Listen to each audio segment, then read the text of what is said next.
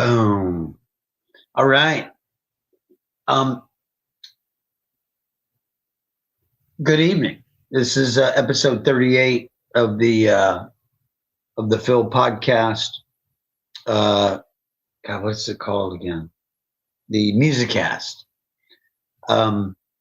We were delayed for 14 minutes. A StreamYard was actually hung up and said it needed more resources and try again. And so that was the delay this time. It was actually the platform's situation or issue, but we are beyond that. Pete is getting ready to come on for episode 38.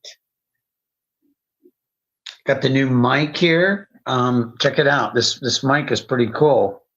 I got this from Billy over in St. Cloud, and it's a nice little German mic. It's not a Sennheiser, but it's used for this kind of purpose, and it worked great last week for the interview of Mr. Joshua Dean of Element 7. That was I rewatched some of that out on the porch before this, and it was really good. And I was Pete, you can hear me now. I'll be bringing you in shortly here, or bringing you in now.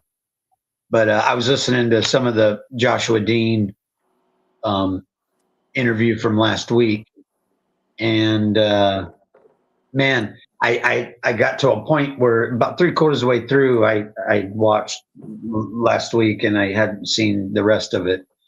So, man, it's really good. I stuck to my Q&A. I had a real cool Q&A written up for his interview. Stuff I was thought about, and I've seen him live several times. And I watched Carolyn Willis's interview of him. And that gave me some cool ideas, and I heard some stuff I didn't know about the guy, and so I was really prepared, and it really comes across. I was under the impression, just through assumption, that he grew up in this area, but Right. it was really cool to hear his background. He's been a full-time performing musician, part-time, full-time performing musician his whole life. Yeah.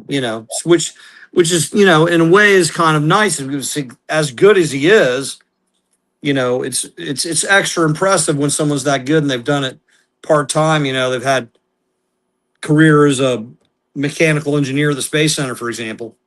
Yeah, perhaps, right. But on the other hand, there was a period of time where I performed like over 20 gigs a month for 5 years straight. And that was just invaluable experience. I mean, still, if you don't play as regular, you get rusty, you got to get back up to it. But at least you can do it. And you've learned certain tricks about keeping an audience's attention and all kinds of stuff. Right. Yeah, that interview was so fun. So the time you came and Will came, it was Easter Sunday, I think, and it was the second time I'd seen him, and I was so jazzed because I knew how good they were. I was so jazzed to have two of my real close friends there, seeing that for the first time, knowing how good it was going to be. And boy, of course, they tore it up. And right, that was at the Beach Shack. That was the first time that I saw that trio. Yeah. And I had, I believe, seen each of them at a different time or another, but not as Element 7, and not to, like I think I saw Josh one time at the Thursday night jam that Christian does at Jonathan's. And but it wasn't the same, it was good, but it wasn't as good. Because it was a jam session. and it was and they didn't play for as long, and they didn't know what their songs were in advance, and they just whatever. But then and then I also saw um Jake's the drummer, right? Jake's the drummer. Yeah, I also saw Jake, I'm pretty sure, at that jam too, but not necessarily with Josh. Right. So, but yeah, but when he with his whole PA and all the stuff he has for his vocals, and his vocal, Josh's vocals are phenomenal. Really are. I'm like, oh gee, well, if I practiced that hard and I had all his gear, I could sound as good. Well, probably not. I could sound better than I sound, but could I sound as good as him? I probably not. He's and he nails all his guitar parts. He's a great performer. He's really good.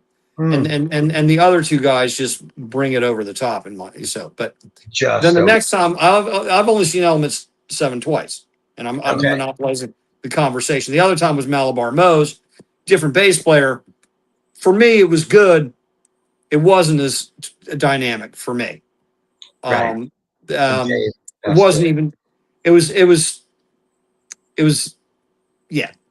But a different bass player wasn't, I don't think, the only factor either. I think it was the songs that they chose to play, maybe the energy level. I don't know if you recall, but the bass amp got fried almost. It stopped working for a while because of a lightning strike. Do you remember that? Yes. But then that band handled it like a pro. Yeah, that's right. If they'd only done if they were part timers and this was their 4th or 5th time out, that could have ended the whole show. Yeah. But they knew that they moved the amp so it was farther away from the water and blah blah blah. And they were calm about it. They took a little break, but they got back and they played through that storm. And that's a pro act because that doesn't always happen. Yeah. Well, very cool. Let me just tuck the door to here. Hang on. Yeah, super cool. Episode 38. I decided not to do a feature, and we've had stuff going on. And Will, one of the things going on, Will is not here tonight because the first junior varsity Titusville High football game is tomorrow, and he's the offensive line coach. So that's going on. I just threw some topics together, really starting from Friday, of something I saw over in Tampa, and then I saw Element 7 Saturday night at Jonathan's in Cocoa Beach, and then some other. I wrote Drumeo down there, but there's other things, and I'll cover that. But and then Pete's thing. So Pete, this is the intro, so we're not going to launch into it yet, but we'll shortly. But Pete's got some stuff. Pete went and saw Phil Brewer, the professional pro drummer here in Brevard. And the act that I went to see, was Dave Thrift. So Dave Thrift is a phenomenal guitarist, which I guess you're saying you haven't seen him before. Yeah. Dave Thrift is a phenomenal guitarist, and he's a pretty good vocalist. He's not like Josh on vocals, but but he is a major soloist, and so he plays rhythm guitar really well and lead guitar really well, and he sings, and then he has half a dozen or a dozen drummers on call and half a dozen bassists or bass players on call. He jokes about rehearsal, which of course they never have rehearsal. Right. They don't have rehearsal. They don't have set lists. With all those players, right? Dave starts playing a song and everybody else is expected to just pick up when he's playing and just join in. So wow. And as a result, Dave never plays the same song twice. The accompaniments never the same twice, but it always is very awesome. Wow. Wow. And Phil probably plays drums for him more often than the other guys, but he usually does about 3 to 5 gigs a month. But Dave does about 15 or 20 gigs a month. Yeah. Wow, that's a lot. Yeah. Yeah. Does it go by the Dave Thrift Band? I think he just books himself as Dave Thrift. Oh, cool. I don't really pay that. I haven't paid close attention. I didn't look on the marquee. Does it say the Dave Thrift Trio? Does it say the Dave Thrift Band? Does it just say Dave Thrift? I don't know. But he has a following. That's a neat technique, or neat to just Dave Thrift. He also plays keyboards. Now, he didn't have his keyboard set up last night. Last time I saw him play the same place, he had his keyboard set up and he played keyboards quite a bit. He'll play keyboards and guitar in the same song. Not at the same time, but in the same song. There are people like Tony McAlpine that can play both of them virtually at the same time, quite insanely. But anyway, and of course I've gotten to see. Well, I'm sure he's done some of that too, like just playing with his left hand and playing some chords with his right.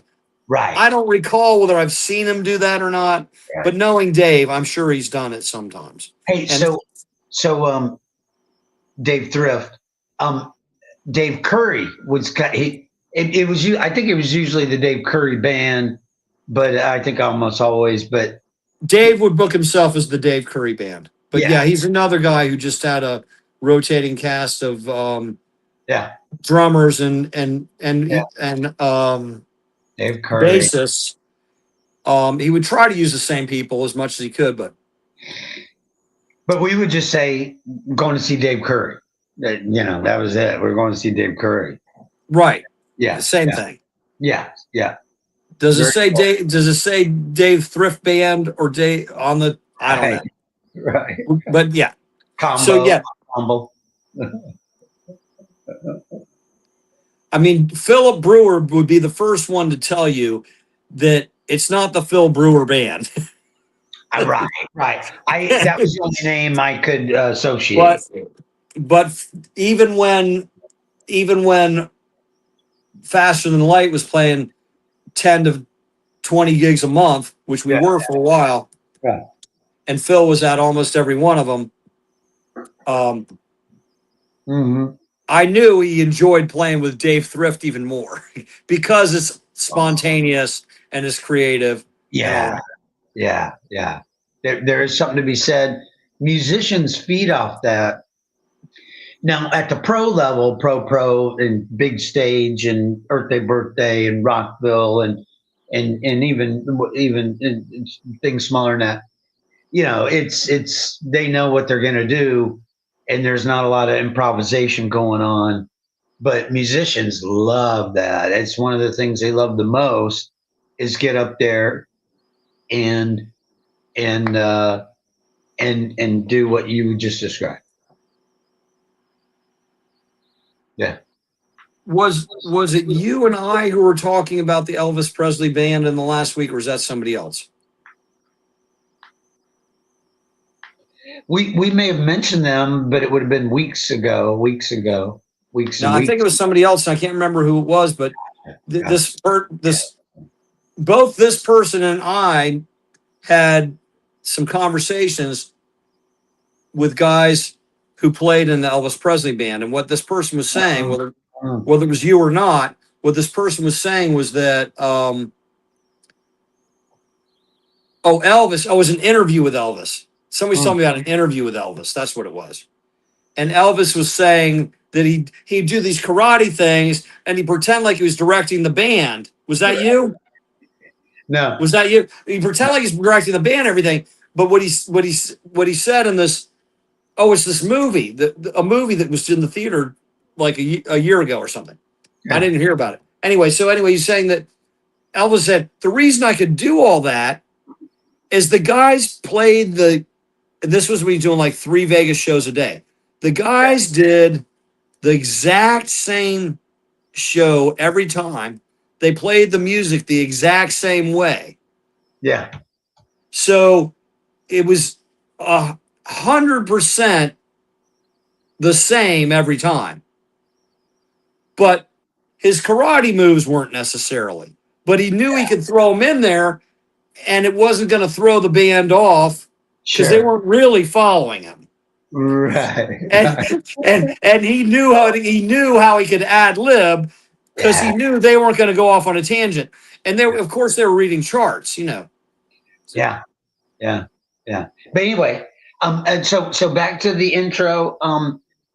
Pete's going to cover. We're going to show your shirts here because you're probably going to cover who's on your shirt in the feature. But you go first, and we're not jumping into them yet. But who is it? Well, the shirt.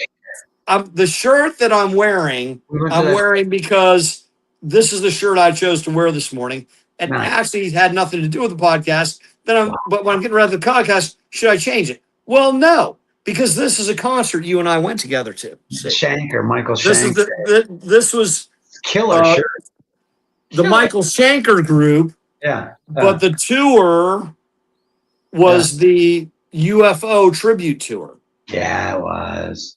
And so what they did is that this is an album cover. Yeah. They either assembled off the recordings. I think, and I still haven't checked this out, I think they re-recorded. They picked like the 2 or 3 best hits off of every album that UFO produced, which UFO was together for about 10 years. They put out 8 or 9 albums. Yeah. And they took the 2 or 3 best songs off of each album and they put it on this. And that's what they perform is this album they perform live. We saw, I think, their first concert date on the whole tour. And I watched them, their podcast, the tour went on. And as great as they were the night we saw them, they got better and better and better. Wow. That was such a great show. It was rewarding. Musically, it was so interesting. There's random bits of UFO that I recall from the 70s. Bud was in UFO, and I did get to see them ages ago, open for somebody. And then Pete and I went and saw that show. Anyway, show your shirt, Michael Schenker. Hey, folks, go out there. I'll mention again, every band that is still together in every band that you know that's still together is on tour. They're all touring. That's what they do. That's how they make their money anymore. They don't make it through Spotify and Apple Tunes and stuff. They make their money touring, and it's a huge industry right now. And I didn't have a little list of bands on tour, but the Pretty Reckless are on tour right now. Evanescence, I'll show my shirt. They're certainly on tour because I did see the first show of that kickoff back in West Palm in early June. But every band that you like is on tour, but I can't speak. I'm speaking for rock and roll and more heavier rock. I can't speak for a lot of the stuff that's on the radio. Besides 101.1. Anyway, check it out. Go see a band. One of the things in news was I've got tickets. I haven't mentioned it yet, but I've got 2 tickets to see Turnstile for the second time. They're coming to St. Petersburg, Florida, on September 12th. My son Zachary is coming down, and shout out to Justine and Zach if you guys are listening. Zach's coming down for that. He's going to fly in. I'm going to pick him up. We're going to go check into a hotel in St. Pete that I got booked. And we're going to see Turnstile that Saturday night. And there's 2 opening bands that I've never heard of before. It's going to be insanely incredible. And one of the 2 will blow me away, and that'll be my new favorite band, I'm sure. But Turnstile is going to just absolutely. But Turnstile's on tour. And every band you saw at Earth Day, or at every band that was on the lineup at Rockville, they're all on tour. And there's like 120 bands or 110 bands, whatever it is. They're all on tour. So Go pick one and go see it. It's a lot of fun. It's so fun, man. My boss is going. Mark, my boss, Friday is going to. It was called the. It's not. It's a stage. It's the one in Tampa. It's the one in Tampa, right off of 275 and I-4. I drove by there Friday to go to this art show Friday night. That stage. It's check the lineup out. My boss is going with his wife and his daughter. They go to a lot of these things. Rob Zombie, um, Trent Reznor, and I think there was a third one, but he's going to that Friday night in Tampa in 2 days. So yeah, everybody's on tour. Phil, I can't mention being a Brevard musician. Yeah. I can't mention the band UFO without giving tribute to the late, great Paul Chapman, because Paul Chapman was, along with Michael Schenker, a guitar player in the band UFO in the 70s, did their albums, was on tour with them. And he ended up, he was a Welsh man from Wales, but he ended up settling in Melbourne area. And for years, I don't know if you know this or not, Phil, but you remember Howie's Guitar Haven? Howie Katz had the store in Guitar Haven in downtown Melbourne. Well, Paul Chapman taught guitar there for decades. On US 1 and O'Galley there, yeah. In fact, Denise Turner from Tuxedo that you sat in with in the group, the society band I did gigs with for 14 years, she took lessons from him. Wow. She took lessons from Paul Chapman. Wow. And now she's doing a solo act and she plays guitar. Paul was her teacher. Oh my goodness gracious. Yeah. Oh, and incredible. That's incredible. And Paul, a major rock star known around the world. Yeah, at the time. He called me up because I was teaching at Island Music and Brass and Reed Music, and I taught on Merritt Island. And he called me up one time. He said, "Hey, Pete, you're the guitar teacher up there, aren't you?" I said, "Yeah." And he says, "Well, I sometimes get people wanting to take lessons from me, and they live in Mims and Titusville. Yeah. Do you ever get calls from people who are in, Palm Bay and South Melbourne or whatever?" I said, "Yeah." And lots of times I don't sign them up because it's too far a drive, right? He says, "Well, I tell you what, you refer them to me, I'll refer the Titusville Mims people to you." Wow. And we did that. And back then I was at best a tenth as good a guitar player as I am now. And I'm no Paul Chapman, I'm no rock star. He is, you know what I mean? Right. But I felt honored by that. And I'll always remember and love him for doing that. Wow. That's really cool. So through this, what can occur here with the football season cranking up for Titusville High, Will is going to be less available than he has until the season's over. So Pete, if you're, I know you're kind of into it. So what you're saying is that if I do if I really wow this thing, I'm hiring. If I really wow this thing and I can get this plucky comic humor thing going on, I can axe him and take over his spot. I'm sorry. Basically. No, I could never replace Will. But it's nice to be in here as a little alternative entertainment for the folks. Yeah. And it's just a lot of fun to do. Well, cool. I think I better tone it down, or he's going to say "F you, me" instead of that other guy. Right. Jose, is this Jose? The way he's always saying "fuck Jose." Jorge. I'm sorry, Jorge. That's classic. I tried. So Jorge's on the move. Yeah. Literally. So check it out. lot of dynamics going on out in Space Center right now. I'm here to tell you. Their effort is underway, and it's happening right now. This is no secret, and it's happened to other government agencies, but it's certainly happening at NASA. NASA is absorbing all the big contractors, the big, there's always big contractors, Jacobs, United Space Alliance back in shuttle days. But it was Jacobs, and then it became Amentum, was the current company we're working for. NASA is absorbing all of those contractors, all 1,600 or 1,400, and bringing them in as NASA civil servants. Wow.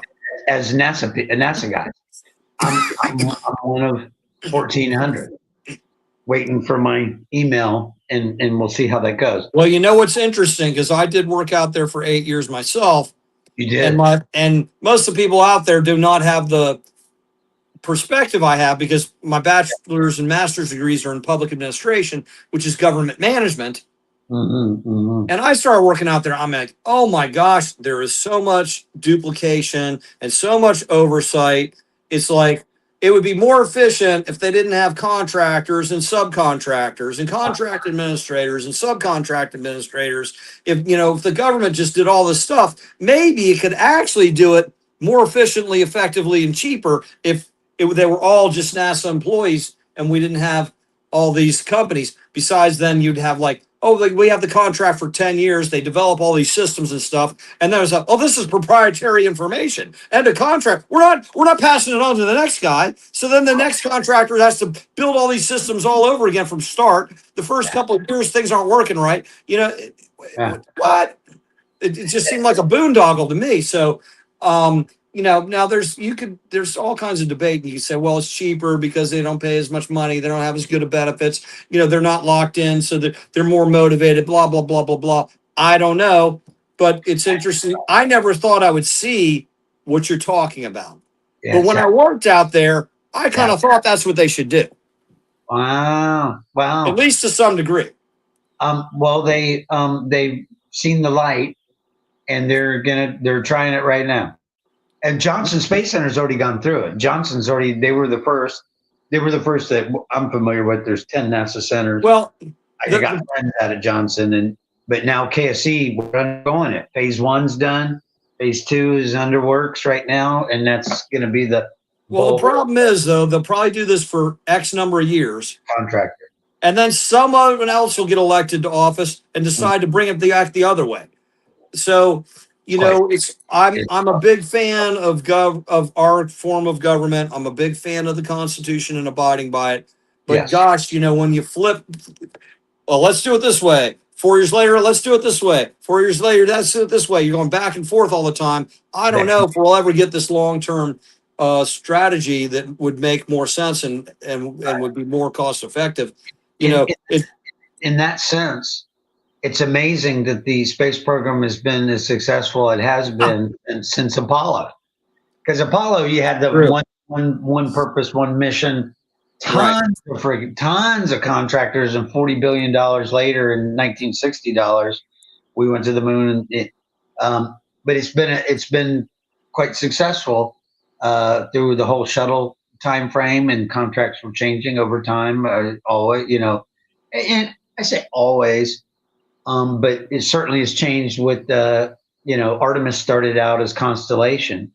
It was Constellation originally, and then became Artemis back in 2016, 2017, 2018. It became, it's either 2016 or 2020, one of the two, I can't recall. But regardless, here we are. And so, it's a big transition. Didn't mean to go on and on about that. Well, I hope that since they're doing this, my hope is that regardless of who gets elected to what office or how things proceed in terms of that, hopefully they go down this road for enough period of time to make the transition worth it, and they don't just do an about face and screw it all up. Gotcha. Yeah. Me as well. So let's carry on. I'm going to give a shout out to anybody that's listening. Pete, I'm convinced. So when I look up here and up in the very far left in StreamYard, it has the running time, the live, and the running time, 30 minutes and 38 seconds. And for viewers, it has 0. I'm convinced that it's not 0 and that there are people listening. And so that's my theory, and I'm sticking to it. But thank you for anybody that's watching right now. Well, Shout out to Zach and Justine and the 2 wonderful granddaughters. Shout out to Joe Foster in Kissimmee, Florida, St. Cloud, Kissimmee. Shout out to the whole Eric Brigade. You know, I'm jamming weekly. I don't know if you know this, but every Sunday I go over and I'm jamming in St. Cloud with Eric, who's writing original material, learning how to play bass at the same time. And there's this guitarist, Billy. I don't even know his last name. Pete, this guy is absolutely incredible. All heavy, all heavy. He's been in bands in the past. He hadn't been in a band in a while, but he's played in Sanford at West End Trading and some of the places I've been. But he played way before I'd been going over there. But bottom line, so we're having a ball, and Eric's essentially writing his own songs, learning to play bass from scratch. And we got a Tama drum set over there that I bought and brought over, and he built a 18-foot by 18-foot studio that's insulated and air conditioned. It's insane. I've been doing that every Sunday. You may not even know that. You did mention it to me. I'm sure I did. Yeah. And if I disappear from the screen, it's because I'm trying to find a way, if possible, to post a picture or something. Yeah. But now I'm having trouble navigating back to the main screen. You can't see me right now. You can hear me, but can't see me. Correct? Correct. Oh, there it is. I think I just hit this thing at the top. Yeah. Will does that quite successfully. He was going to show me, and I failed to get with him this weekend because I turned out to be fairly busy. Oh boy, I don't know how to get back to the screen now. He was going to show me how to plot something. You essentially, Pete, the concept is you paste the link in of the picture. You paste it, but I'm having trouble getting, just as if it was a third. I'm having trouble getting into the comments section to make a comment. Sure. I can see the comment you posted, but and I know how to comment when I'm watching, but I've never tried to comment while I was on, and I'm having trouble doing that at the moment. Really? Gotcha. Okay, too. But anyway, while you're figuring that out, the intro is over, and we're going to go into the source material. But prior to going, well, at the shoot the shit section. So the whole episode tonight is shoot the shit section. There is no feature artists that we're covering, and it's very laid back, and I'm very relaxed. And my Moemi, my favorite Pinot Noir Moemi, is tasting delightful. I must say, it's absolutely delightful. If you ever anybody that that is into red wine, the Moemi, you see it. They used to advertise, and they don't any longer. It's from California. It's generally $20 a bottle, but you can certainly get it on sale. Walgreens and Publix on occasion for $16.99 a bottle, and then Costco you can get it regularly for like $15-16 a bottle. But I say for the money, it's absolutely the best. Did you give up on trying to do that link? I see you back. Okay, I'm in the show now. Okay, can you hear me? Yeah. Can you hear me now? Oh wow! Now all of a sudden I can't hear you for some reason. Oh, that's not good. Oh boy. I don't think anything changed. I almost said right before I blanked out, and I almost said, if I lose, you might lose me. And then bam. But before I got a chance to say that, I was out. Now you can hear me, but I can't hear you again. You really can't hear So I don't know how to do that me? to change that. You can't hear me. Huh. But I will say that I can hear you. if this platform's like other platforms, then often there are people who are watching who haven't actually signed in, so they don't show up as being guests. So that your theory could very well be the case. Gotcha. But even if it isn't, plenty of people watch the podcasts as later on. So Yeah. So So the folks you did shout outs to will likely watch it later. Yeah. Hello. Hey, so when you're on the phone, talk into your microphone. Talk into my microphone? Or whatever thing you're. I don't have them. I'm talking. Your laptop. Your laptop. I don't have my laptop. Is it your phone? Solely using my telephone with no external microphone. So it's your phone. So you're talking in your phone. Well, when I logged out, that's what caused the problem. Yeah. Now, why I can't just log back in? Right. Like what? We both have to start the podcast all over again for me to be heard. I don't understand why there's a glitch like that, but there is apparently. Yeah.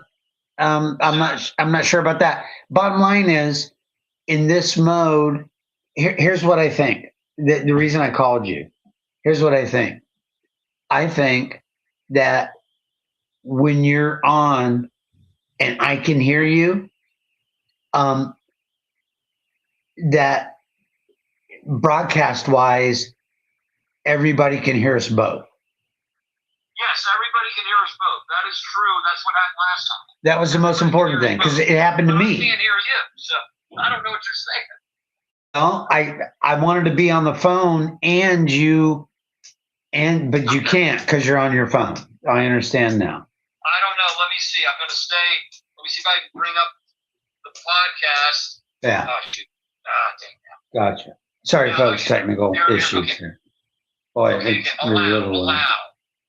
Something went wrong. Try again. I think there's something going wrong. Can you hear me now?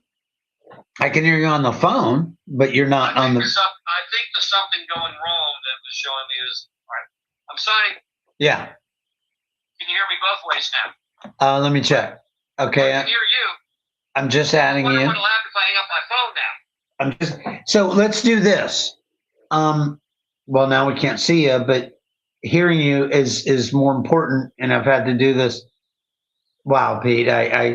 I could hear you a minute ago, and I could see me. Gotcha. So whatever you just did to your phone, can you undo it? Because then you can be able to see me. Maybe just take you off speaker. Here, let me try that. But then yeah, try that. He's hanging up the phone. I really don't want to do the rest of this by myself. Really don't.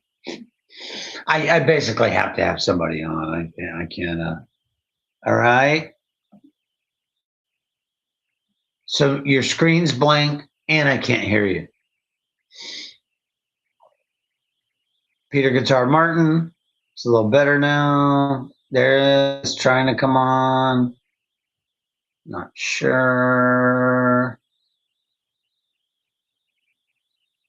Anyway, shout out. I'm going to keep going with my shout outs to Joe Foster, the St. Cloud Brigade, which certainly includes Mr. Jeff Matter and Miss Kay Matter.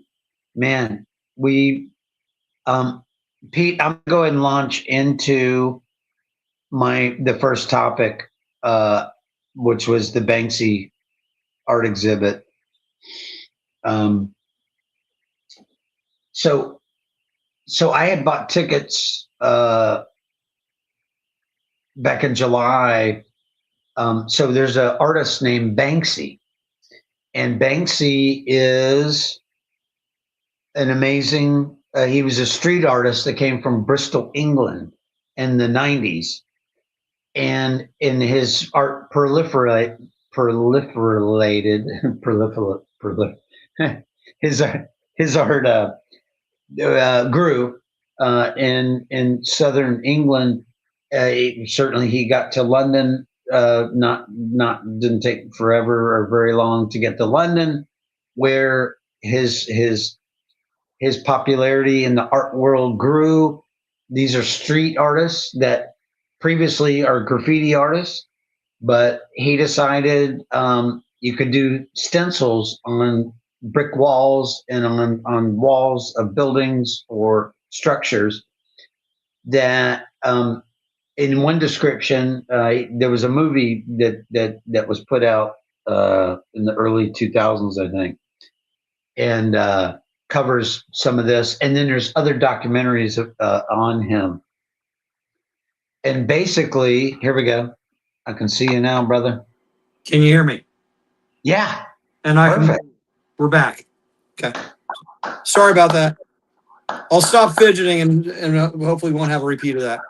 Yeah. We want to stick with what we got here, and we can't try to drop something to bring up. We can show images. You can show them on whatever little camera you got. And I got some Banksy stuff. Regardless. So I went on to the Banksy art exhibit in Tampa. So I got 2 tickets to go see this. And it turns out Becky couldn't go. And that was the original intention. I came across Banksy during COVID because we were bored to tears and watching a lot of documentaries. And I see something pop up about this artist. And I got very intrigued by this artist. And again, he's a street artist. He does essentially an equivalent of graffiti, but he's using stenciling. And the stenciling, it can be a foot high, or it could be 12 feet high. They don't seem to the dimensions are not ever a problem with the guy. And it's truly amazing. You get this 3-dimensional effect that's so cool.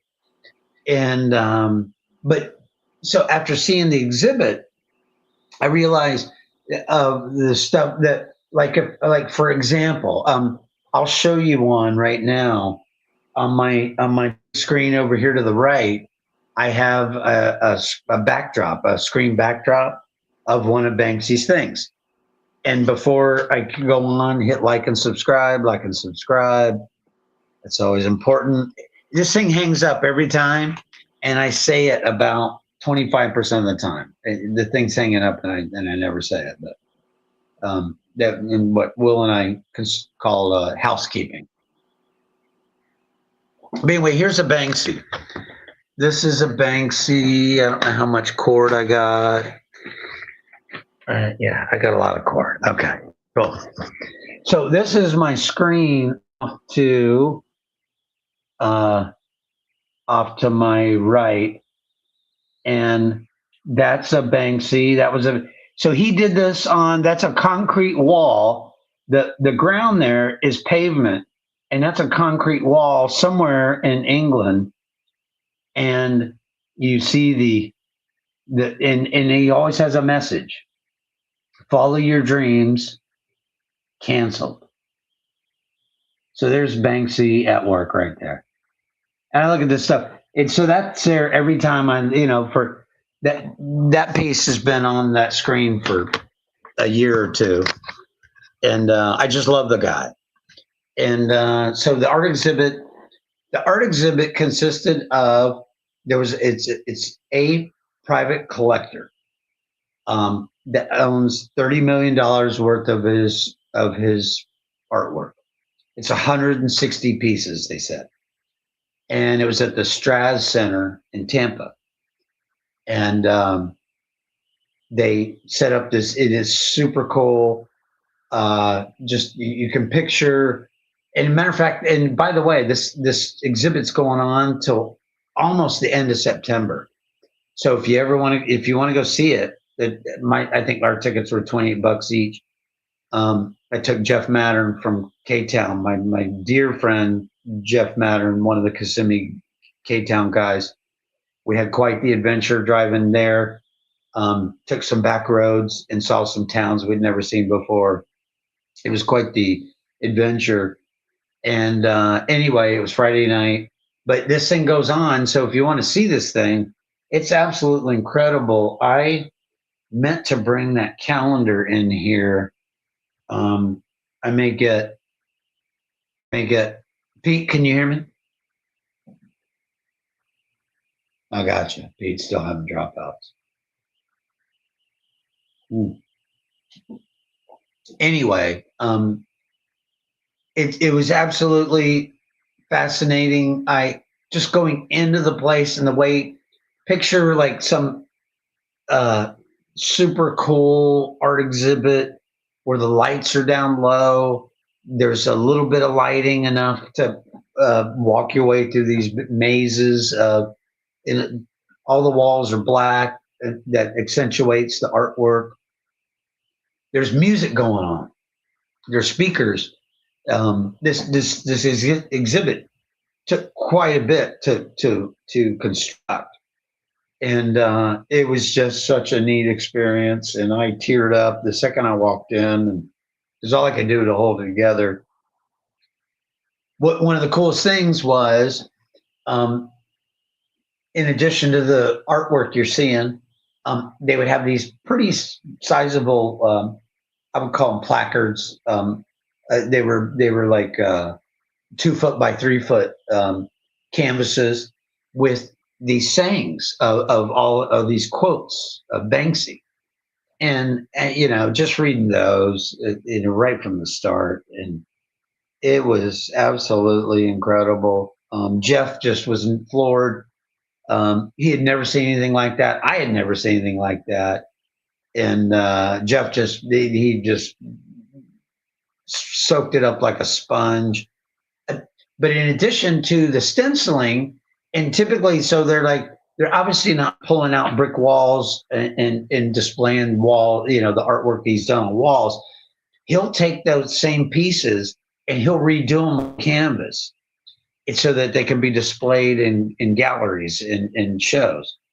And that's essentially what you're seeing. I see you there. See you there, brother. You keep replicating. Yeah, just stay there. What do they call it? Groundhog Day?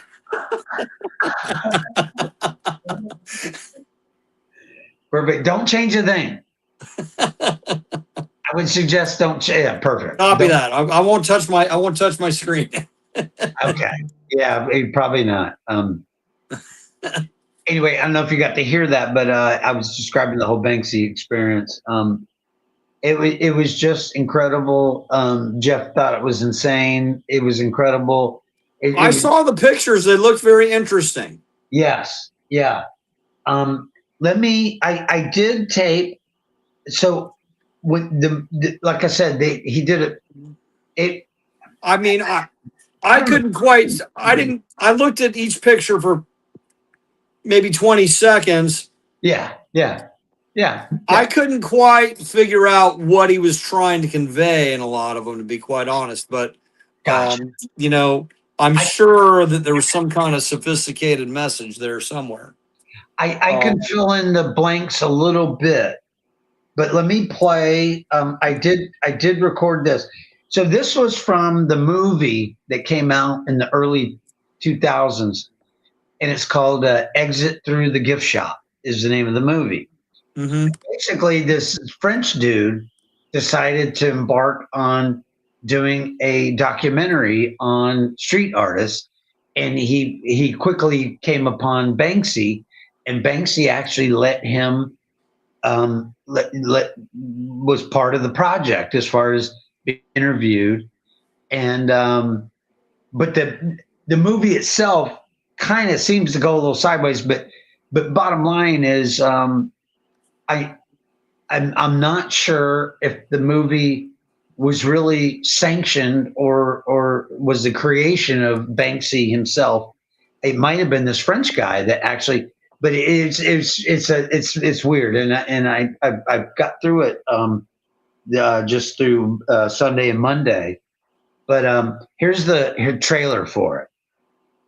So this is the trailer for Exit Through the Gift Shop, and so let me also say, one of the very alluring and super cool things about Banksy is he's anonymous and nobody knows who he is. But in this documentary, kind of like Buckethead. Like Buckethead, essentially. That's Pete. That's classic. Great musical reference. Oh my gosh. Someday I'll see him and we'll do a show on Buckethead. But so at the beginning of this clip, it's a little synopsis clip of the movie.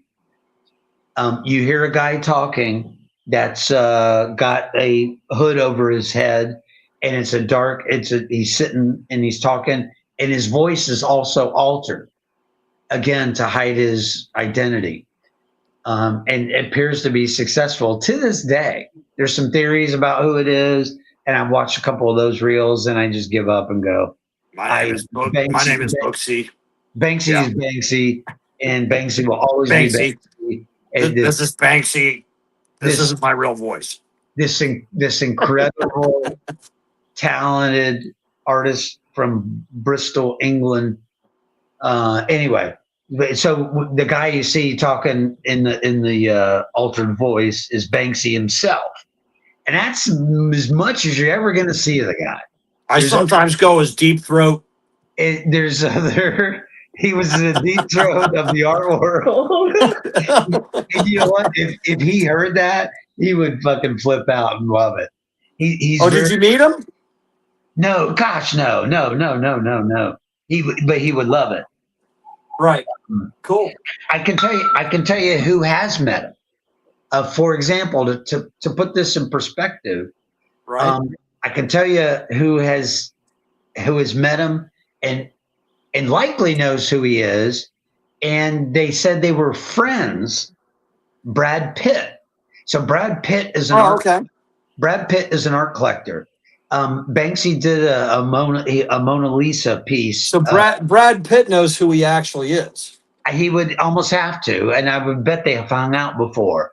But so Brad Pitt bought a Mona Lisa print from him in 2022. He gave it back to Banksy, and he had owned it for 20 years, which means around 2002, Brad Pitt bought this Mona Lisa piece from him for a lot of money. And Brad had it probably in his house. And 20 years later, in 2022, Brad Pitt gives it back to him. And so Banksy takes the piece, the Mona Lisa piece. It's in a frame about 4 feet high and 3.5 feet wide. And he takes it in 2022 and since has modified it. He's famous for modifying shit, and the stuff he's done, his previous work, he'll modify or just do a different version of it. And version after version of it. That's not uncommon. A lot of artists do that, but to actually take your original work that was a famous piece of work and then paint over it, that probably isn't done that often. Yeah. So in this case, Pete, originally it was a 2-dimensional print, but he's created this 3-dimensional thing above her face. And we looked at it, and Jeff looked at it, and I took pictures of it. And you're trying to figure out what that is you're looking at. And then some major artist probably could say, yeah, he's using some sort, but he gives it a 3D, her face gives it this 3D. It's coming out of the image, and it's about 3/4 of an inch thick above her face. And it's almost like this bizarre mirror it's not a mirror. It's this bizarre like magnifier. And then the image that he's added is altered, Okay. and you get this bizarre 3-dimensional, like you're doing acid or something. It's fucking Okay, cool. is it- And it was is there. it- It was there. Is That it- was one of the highlights of the exhibition. Is it just me, Phil, or is Mona Lisa really not that good looking? It was an I think Italian laugh. Mona Lisa, man of name. I'm like, Right. who is this woman? Well, She doesn't impress me. I bought a small little book on Da Vinci, Leonardo da Vinci, Right. and they cover that, and basically, it was Okay. really likely thought to be this gal that was in I forget the details. Anyway, it was a real person that was affiliated with some elite class folks, and they brought her in for him to paint her, and she was like 19 at the time or something. Really? Yeah. That young. Okay. Yeah. Of course, Anyway, you know what people think is attractive seems to change over the decades, but it might have just been that it wasn't how she looked so much as who she was, is what I think you're saying. and quite possibly as well. But that if you ask an art major, they go, "Man, Phil butchered that." So don't hold me to that. I know way more about music than I do about art. But let me play this clip. So you're going to see Banksy. You'll know who he is, and let's see if this plays. The film is the story of what happened when this guy tried to make a document. The film is the story of what happened when this guy tried to make a documentary about me, but he was actually a lot more interesting than I am.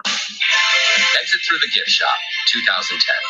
This documentary starts with Terry Guetta, a French guy obsessed with filming street artists like Space Invader, Shepard Fairey, and eventually Banksy himself. So this guy shows up looking like something out of the 1860s with these like huge sideburns, sweating. But along the way, Banksy flips the camera on Terry, and suddenly he's the artist. Now calling himself Mr. Brainwash, he rents a massive warehouse in LA, throws an overhyped art show that looks like the Andy Warhol Temu collection, and the art world just eats it up. It's a trend. It will go down in history. Rating: 1 wall of wheat paste. Is it art or a scam? The answer is yes. It was at that point I realised that maybe he was just someone with mental problems who happened to have a camera. The film is the story of what happened when this guy tried to make a documentary about me, but he was actually a lot more interesting than I am. Exit Through the Gift Shop. Yeah. 2010. This documentary. Do you agree that's fascinating? So, what was the line in there? Is it art or is it scam? And the answer is yes. Yeah. And then Banksy's quote after that is, he said, so the guy befriended Banksy, and Banksy let him hang out for quite a while, and got him on film doing stuff, with no identity, known, and he hung out, and Banksy trusted him, and the guy this French guy was gonna do this documentary. And it kind of takes this turn, and but more about the guy himself, about the Frenchman, and in the end they said, is this blah blah blah, and they go yes, and Banksy goes, or perhaps it was a guy with some mental problems that had a camera. It's fucking epic, man. It's epic. Oh gosh. But anyway, everybody got to see Banksy. That's as much as you're ever going to see of him, and that's how mysterious the whole thing is. There's Banksy's in New York City. He probably walks around his exhibits and talks to people, and they don't know who he is. You know what I mean? And he stands next to him, and people go, "Oh man, this is a piece of crap." and he's done that. He's done that before. He's actually done that before. He's actually done exhibitions himself, and in those, they were all in England, mostly in England, all in England. Big things involve farm animals, and they like do paintings on farm animals. They do stencils on farm animals. It was all like paint that washes off, is all water soluble and stuff. And how he did those and was present without his identity being known, I don't know. But I can tell you this: in New York City, there's some Banksys on walls in New York City. So Yeah. if you're going to see it, and I could have seen a small one in Vancouver, Canada, and I'll update at some other time. Or it could be a fraud. I'm not ready. There are people that can replicate him, and there's Right. also a theory that he's got some helpers that might go out and do stuff on his knowledge. So I'm gonna pop out of the picture for 2.975 seconds. And then I'm gonna go to the restroom when he gets back. See? Okay. Did you time that? That was just about under 3 seconds. Okay. Yeah, I'd say that was really close. Hey, this is where, so I covered Banksy. I think everybody gets the idea. I am gonna grab. There's a calendar in there, and we'll touch back on it later. But to actually show you some of his pieces, the calendar was a big sale item there at the end. They had T-shirts, they had calendars. You get prints of his stuff. They weren't giving it away, but they were real thin paper posters of his artwork. The calendars were a big thing because it's a 2027 calendar, and it has a lot of the famous stuff. So I'll flash through that when I come back. I have to use the restroom. This would be a good segue into your section. Okay. We talked about. I do want to mention. But you can tell your. I do want to mention my cousin's band a little bit. Yeah. And I usually have some CDs of him on the bookcase behind me, but Gotcha. But I think they disappeared, and I must have moved them, or someone else did. Maybe my son decided he wanted to listen to the CD. I don't know, but anyway. But Pete's entry, the yellow tab. But go ahead. Okay. So, what are their names? What is the name of the band again? And then I'm going to take. Okay. Well, the reason this came up is that Phil wants to talk about Mike Portnoy, who played with a whole bunch of different groups. Yeah. But he was the original drummer for Dream Theater. Mm-hmm. And the guy is amazing. Mm-hmm. And he wanted to do a bunch of other projects. Mm. And he blew everybody away. Now, I don't know exactly how he approached it with a band or anything. He blew everybody away by quitting Dream Theater, and then he did a lot of other projects and got a lot of recognition for those projects. And I don't know how long he's gone, 5, 8, 10 years, maybe. I don't know. Yeah. But and Dream Theater had this big thing where they auditioned a drummer and they got a guy to replace him for a period of years. But anyways, about, I guess maybe 2 years ago, they brought him back. He asked if he could come back. They said, "Yeah, come on in." So that to me, that's quite something that they could do that and people wouldn't be all ticked off or whatever. Right. But I said, on my cousin's YouTube channel, Jason Rulo is the drummer for Symphony X, and Symphony X has been the opening act for Dream Theater many times. Plus, they've been the front billing. They've toured Europe and Asia and Japan and South America numerous times, and this country too. Yeah. They'll do like 12 dates in the U.S. They're more well known overseas, but the band is called Symphony X. They have 5 incredible virtuoso players. Mm-hmm. Michael Romeo is their guitarist. He doesn't sing, but he's the main composer. He's the band leader and the composer. Got it. He does collaborate with the lead singer. Dang nabbit, and his name is escaping me right now. There's 5 guys in there. 3 of them have the first name Michael. But the lead singer has a different name, and I'll look it up. And maybe that's why I can't find it, because I might have pulled it to look that up, and I put it in my notes somewhere. And, But and is this him? I bring that closer. It's so bright I can't see it. Bring it closer to the screen, maybe. Okay, that is Michael Romeo, Okay. and Backstage. like 20 years ago, when they first broke in the U.S., Guitar Magazine ranked him number 99 of the 100 greatest heavy metal guitarists of all times. Wow. And he's actually way better than that. He just doesn't have the notoriety, because especially back then, they weren't as well known. They just released their first album in the U.S. Right. He's an incredible guitarist. Yeah, and that's me backstage with him. This is you and your cousin backstage. That's my cousin Jason Rulo, and I think Jason's about. You guys have some similarity. You guys look alike. He's about 8 or 10 years younger than me. He's got blue or green eyes, and he's got blonde hair. Or he had blonde hair before it went gray. But there's this painting of my grandfather when he was in the Italian military. Though this is like way pre-World War II. He came to the U.S. way before World War II. It was like 1912 or something. Anyway, there's a picture of my grandfather and in his dress uniform. He was actually, he guarded the king and queen. Anyway, whatever. I'm getting off track.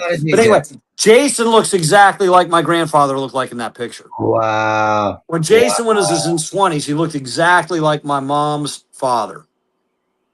So there's that's where you really know he's family. Wow. But yeah, as we both aged, we look more alike than we did 20 years ago. So again, this is your cousin. And that's in 2022. I was overweight. I was working 70 hours a week at a city planner job. And I went straight from work. I left, Yeah. I went straight from work and drove an hour through Orlando to get to, that was at the Plaza in Orlando, their 25th anniversary tour. Plaza. Okay, let me add, 2022, the Plaza in Orlando. Mm-hmm. And the guy in that picture there is your cousin, and he's the drummer for Symphony X. Just want to make that clear to everybody. That's correct. And his name, not his picture, but his name, Jason Rulo, was on the cover of Modern Drummer magazine in I'm gonna say around he was featured around 2010, maybe. Yeah. He was featured in Modern Drummer. Right. Wow. He also was ranked in 3 different categories. He's ranked in the top 3 in terms of best drummers in the world. So I caught 2 of the videos you mentioned, and he did. But the link to Mike Portney though is they did this video underneath the Eiffel Tower where they've set their drum sets up facing each other underneath the Eiffel Tower in Paris. Wow. And they're trading licks. It's like a drum off. It's like it's like Will Ferrell and Chad Smith. Mm-hmm. Only it's not a comedy routine. Wow. I watched the videos, and of course you don't see a ton. It's taken from the audience, but the playing is, Pete, I'd never heard it before, and it was insane. And I could see exactly why they'd be opening for Dream Theater. They're Dream Theater of a slightly different color, but it's awesome. There you go. So this picture, I think, was about 2010. I have to take a break. Keep talking. This picture was about 2010. Yeah. And it was the Gig On tour. This is at Universal Studios Riverwalk, and they were playing at the House of Blues. They were the main act was Dream Theater. No, the main act was Megadeth. Dream Theater was second on the billing, and Symphony X was third on the billing. There were at least 6 different acts, and I was supposed to get backstage then, but I ended up having some kind of delay. I was doing some construction in my yard, and my neighbor said, "You got to put up a safety fence at the last minute." So I'm running around. It delayed me 3 hours. We got there, before Symphony X went on, but we didn't get there early enough to get through security and get backstage because I was going to be able to meet all the guys from Megadeth and Dream Theater and all that. But after Symphony X did their show, my cousin came around and met me, and then we went to sit down at this table, and that's my wife at the time there, Frances Martin, very beautiful, lovely lady. So, so this was like 2010. The other pictures was 12 years later, right? And down here, this is just interesting. I have here, this is, if there's any hair metal band fans out there,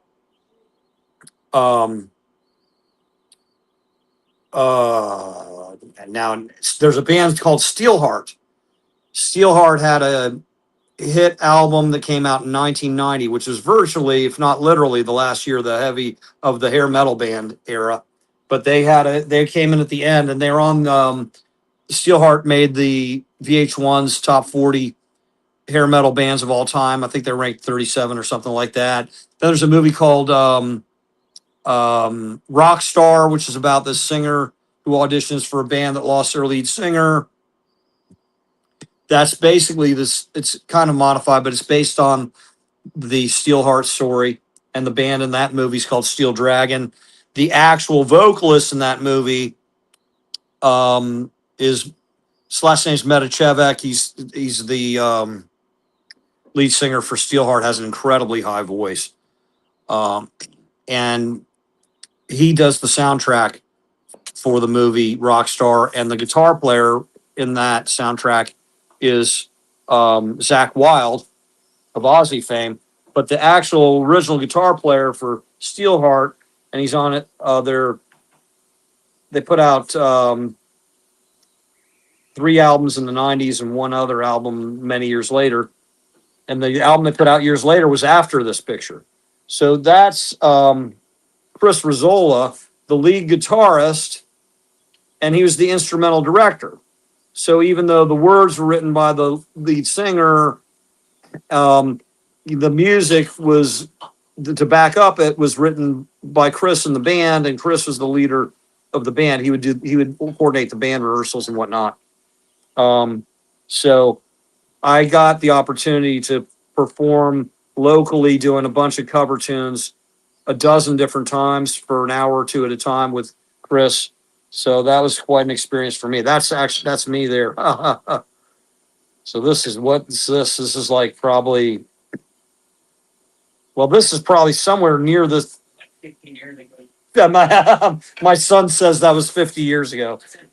Oh, 15. Okay. Okay. So 15. Okay. But I think it was more like, that was longer ago than 15 years ago. I think. This would have been probably 2006. So that's 20 years ago. Is there a picture? Let me This see. this is 20 years ago. Well, this is Chris Rizzola of Steelheart.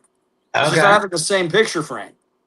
So Chris Rizzola is the instrumental director of Steelheart. Anyway, I did a whole thing about Steelheart and the lead singer and the movie Rockstar, which is loosely based on the Steelheart story. In fact, the guy who plays the photographer in the movie Rockstar was the actual photographer for Steelheart that Chris Rizzola was the lead guitarist for. They had that hit song, I Will Never Let You Go. But some people call it Angel Eyes because it starts out that. Angel eyes. You got angel eyes. But then it goes, and I will never let you go. Only he's not singing falsetto like me. He's not singing like a little girl. The vocalist, unbelievable, the vocalist for that band. And Chris is an incredible guitar player. He's a great. Anyway. I'm leaving a voicemail. Hang on. Jeff Matter. It's Phil. I'm live on episode 38. I already talked about Banksy, but you guys should pipe it in. You're probably working on the house. It's on YouTube live at P Thomas PE, and you guys can watch live. And I'll give you a shout out. I've already talked about the show and stuff. But anyway, it'd be good background shit while you're doing flooring and painting and all that stuff. In cabinets and everything you guys are doing. But anyway, I want to let you know you're on live right now, even though you're not there, and I'm leaving a voicemail. Classic. You'll be cool. All right. I had this idea that it'd be neat if Jeff was listening, but go ahead. The thing that impresses me about my cousin's band, and you listened to him today, so I'd like to hear your reaction after I make a few comments. But the thing about Symphony X is you have 5 world-class virtuosos who play together as a band and totally groove and gel with one another. You know, it's not like one guy's outshining the other. And they're really tight live and on their albums. They're really tight together. It's not like, oh yeah, well this guy, but the bass player's kind of slacking, but you know, whatever. No, everybody in the band is a world-class virtuoso. So there was a point in time where they had 3 top 10 albums in Japan, but they hadn't released any albums in the US. Wow. And they were getting discouraged and they were thinking about breaking up. And my cousin came down to visit, and he was at my aunt's house in a condo in Cocoa Beach, the Four Seasons condo where my aunt used to live. You know, his grandmother's sister my mom is his grandmother's sister. My aunt is another sister of his grandmother. So he was down here visiting her. And by the way, she financed his way to Drummers Collective. Oh, wow. Which is that incredible tech school in New York City. That's how he got so good. Or, you know, I mean, Drive and all that. But anyway, he played me a cassette tape of something they had recorded recently. And I couldn't believe how good it was. I said to him, Jason, you can't let this band break up. You got to go talk to the other guys and keep the band together, because the world needs to hear this. It's that good. The world needs to hear this. Right. And they didn't break up. And now they're way more successful than they were then. They've released at least 4 CDs in the US. You know, one of them was close to breaking the top 100 in the US. And maybe one of them even did. I don't know. I didn't follow every album and where they ranked on all the charts and stuff, but England has a separate chart for heavy metal groups, and they made the top 20 in England with one of their albums. Oh, wow. But they're hugely famous all over Europe, Japan, and South America. And people who are into that genre of music in the US usually know who they are, and some of them even know my cousin's name. So, Pete, here's an interesting kind of comparison with the whole Japanese connection. Yngwie Malmsteen, when I think he was in the band Alcatraz first, and then it was obvious that Yngwie was going to be a solo artist. He chose not to release Rising Force, the first album. He chose not to release it in the United States. He went to Japan and recorded that, and it got big in Japan. And the next thing you know, he came back almost like the Beatles from England. Like, he came back like, oh wow, Yngwie went and did it, probably for about half the price that it would have taken him in the U.S.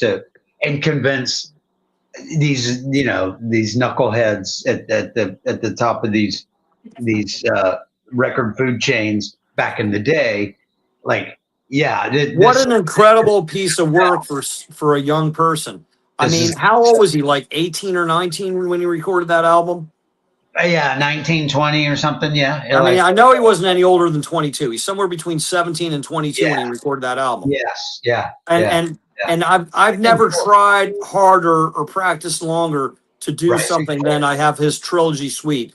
And I can't even come close to playing it well at half speed, much less up to speed. Let's show a picture of Yngwie.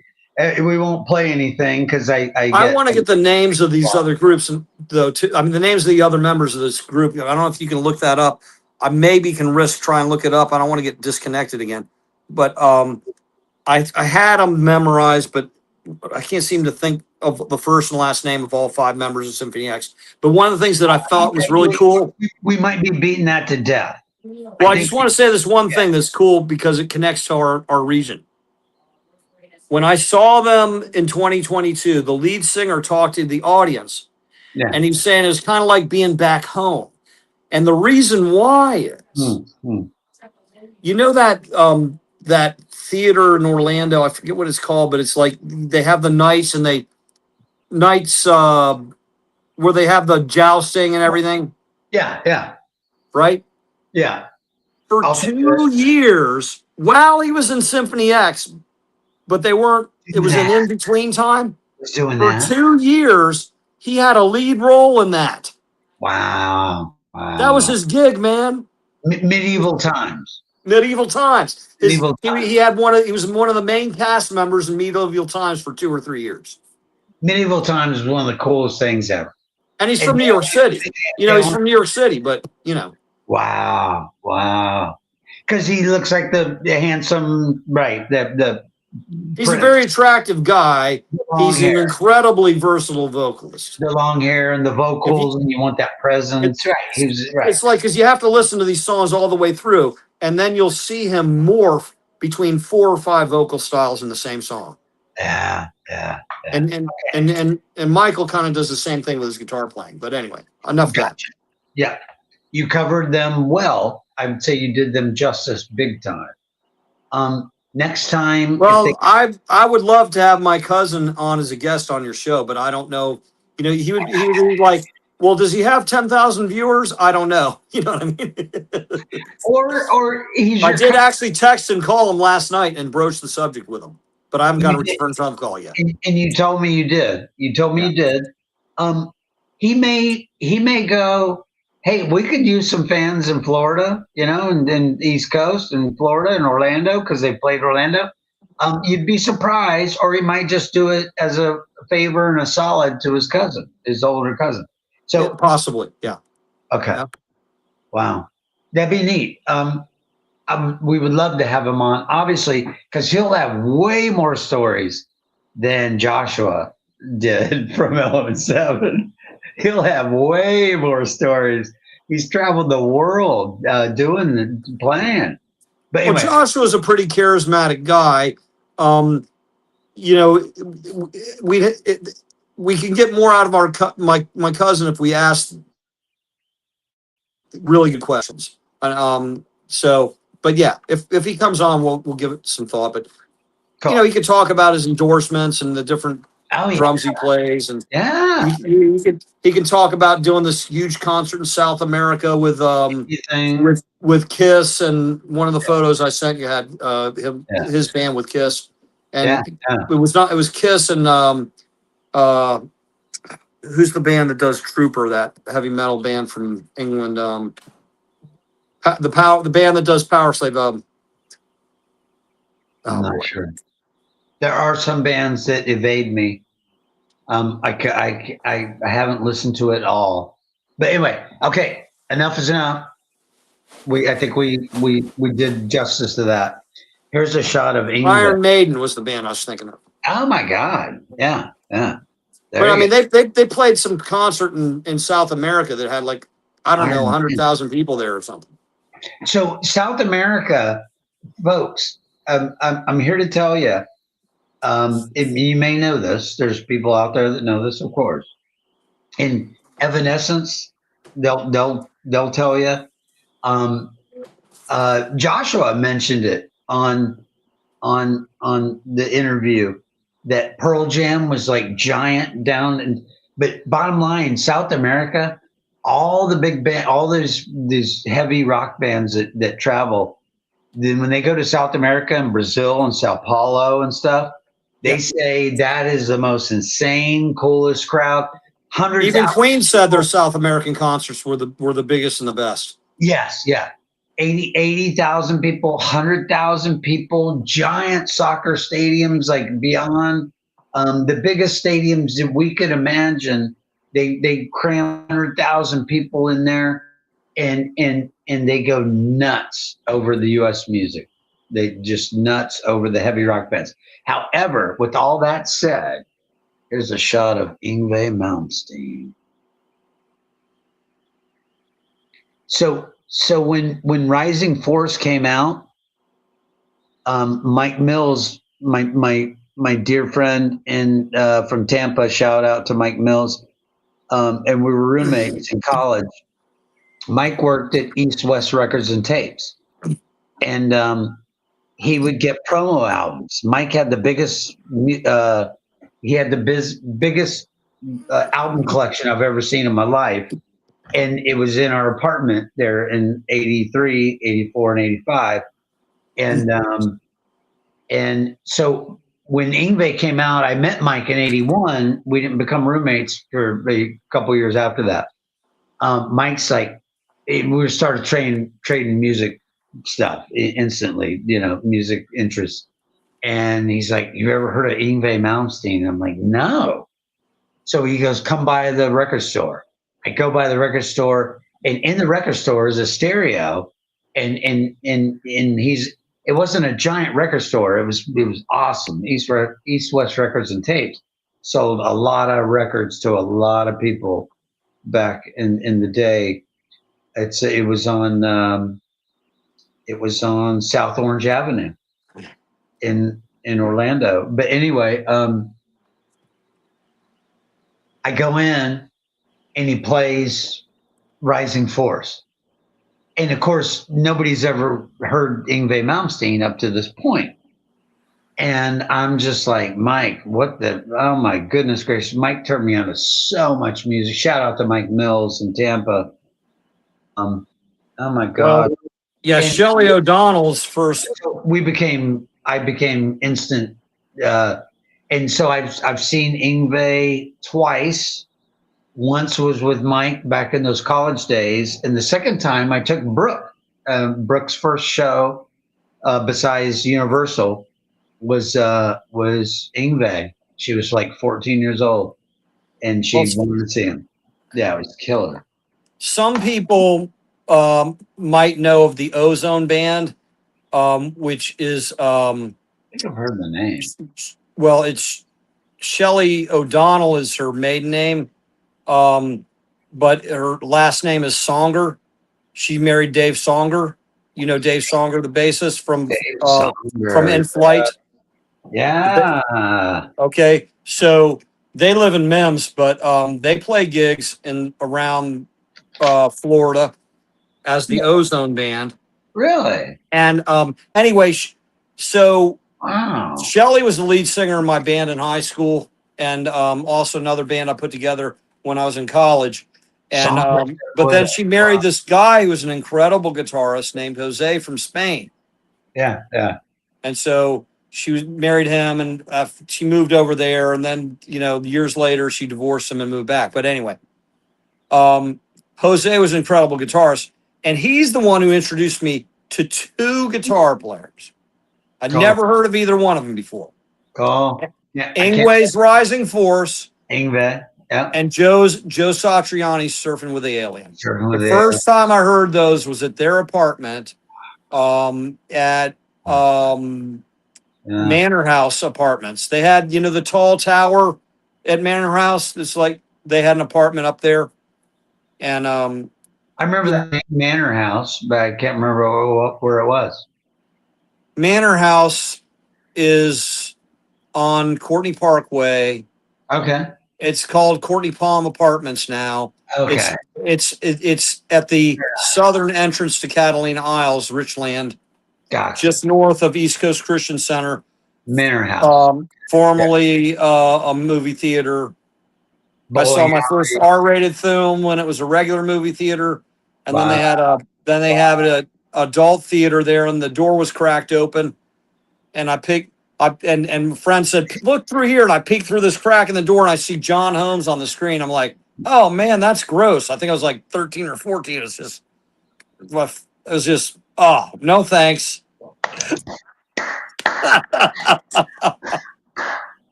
Pete, that was priceless. But now East Coast Christian Center. So right, it came full circle. it came full circle. It got redeemed. But my sister and I, my sister who's a year and a half older than me, my sister Kate, some people know her as Catherine, but I don't know, it's like we didn't have a habit of her and I going to the movies together. But one afternoon, Kate and myself decided to go to the movies. Right. And that movie theater had two theaters. It had the A and the B, left and right, right? Wow. So we were supposed to see this PG movie. I think I was about 14 or 15. She's a year and a half older than me. Yeah. And we buy our tickets at the front door. And then we start walking. She says, "Pete, let's go this way instead." And we went into the R-rated movie. Sure. Which was Animal House. That was my first R-rated film. Oh, classic. It was so much fun. It was so much fun.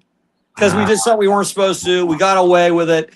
And the movie was Animal House. Come on, what better movie to do that with? And then, right. Because, they're Toga. So my brother, before he moved up to Atlanta, there was in Kissimmee, if you went north on Orange Blossom Trail up to Orlando, there was a drive-in theater on the right. As soon as you got to South Orlando, drive-in, big drive. Is that Colonial Drive, Route 50? Yeah. No. I've been to that one. There used to be one there. I remember that. There's one there that was a Colonial Drive drive-in theater. This is south on Orange Blossom Trail. Anyway, there used to be one on Merritt Island too, somewhere around where Denny's is. Drive-ins were. It turns out a coworker, quality engineer, Ken Cisco, at work in the late 90s said, "Phil," he said, the property. So I'm in Rockledge, and let's just suffice it to say it's off of US 1.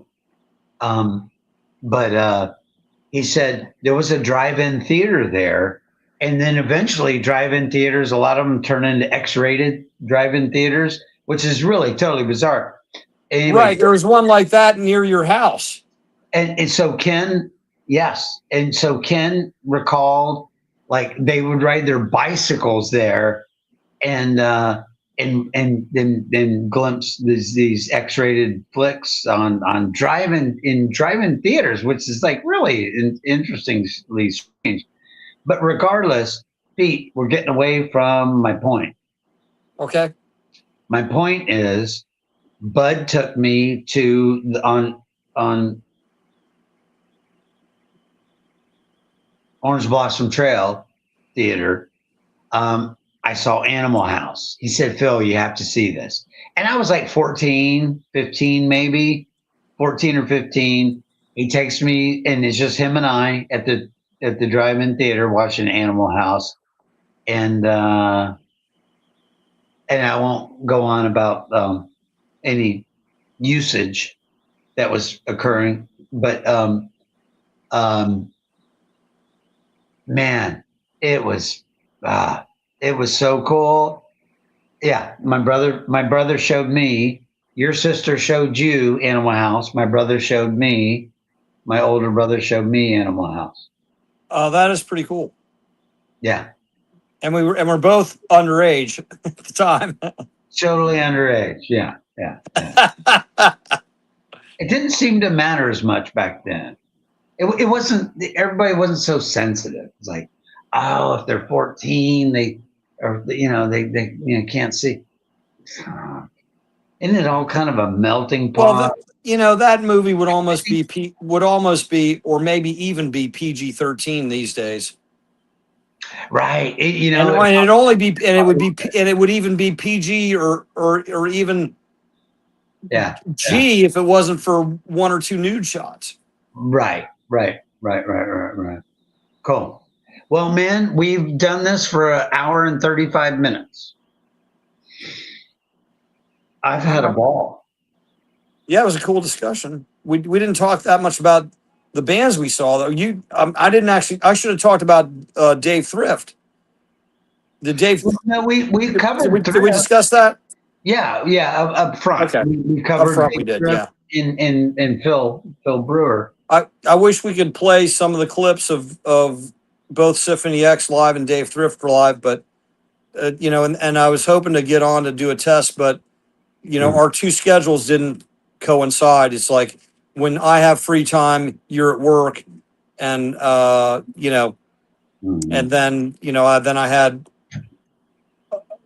an appointment, a guitar lesson right before the podcast, so we weren't able to get on and try testing a few things. So you did, yeah. Hey, take this time to plug your Pete Martin School of Music and the cool. Oh yeah, well, I'd like to plug a few things, which you said I could. You brought it up, so since you did, I might as well. Okay, so first of all, I don't advertise. So I have a Facebook page that says Martin School of Music, but what I promote when it comes to lessons is Pete Guitar Martin YouTube channel. Gotcha. So I really would like, if anybody listening, please go, and you'll be able to just Google it, PETE spacebar guitar GUITAR spacebar Martin MARTIN, and then you'll see a picture of me with gray hair playing a Sunburst bass or something on stage at with Faster and Light Band. Anyway, so if you would subscribe to that, and then there's different playlists in there. So there's playlists where I teach you how to play keyboards. There's playlists where I teach you how to play parts of a couple of keyboard songs that have keyboards in it. Right. I do the same. It's really, Pete Guitar Martin is a multi-instrumentalist instructional channel. Yeah. So there's like, usually with each instrument I have how to play, which is kind of sparse because until I get monetized, I don't want to give all my teaching secrets away. And then there's repertoire where I teach people how to play specific songs. And then there are also playlist performances of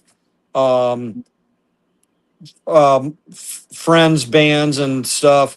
And like I sat in with Panama, so on that performances of friends and whatnot, you could see me doing a clip of me playing live with the Panama band. Pete, let me. Dylan Turnquist is that original guitar player who is at that kiosk in the mall I was telling you about earlier today. There's there's a clip of him playing one of his original songs on that playlist. But they're basically, each instrument has a repertoire playlist and a how to play the instrument playlist. Cool. If you could so I'm on YouTube right now. The clips I see you do are on YouTube. How do I pull you up on YouTube? And I'll play one live right now. There's also the Faster Than Light, formerly known as the Timeless Tell me Band. how to do this. Tell me how to do what? YouTube. What do I type in on YouTube to get one of your cool things I see all the time? Just type Pete Guitar Martin in there. Okay. Like together? In the search bar. No space? Yeah, you need spaces. There's spaces between each word. Gotcha. PETE space GUITAR space MARTIN. All right. Comes up. And you're already subscribed, so don't hit the subscribe button. You'll unsubscribe. Here we go. Easy. This is when you did easy like a Sunday morning.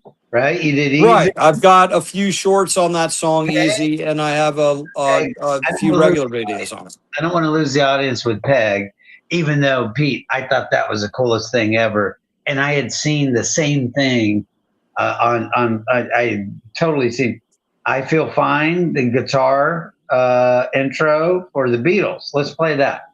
And if I can get it loud enough and interact. Rewind so you're at the beginning of it. All right, hang on. It's Please. You have to get feedback. I will. it's If I recalibrating. can get it loud enough and interact with it, you have to get feedback. I will. And then we go into this part.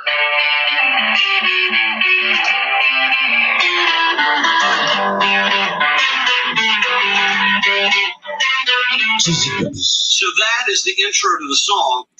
Yeah, it If I is. can get it loud enough and interact with That's it, you have to killer get feedback. intro I to will. the And then song. we go into this part. Pete, that's killing me.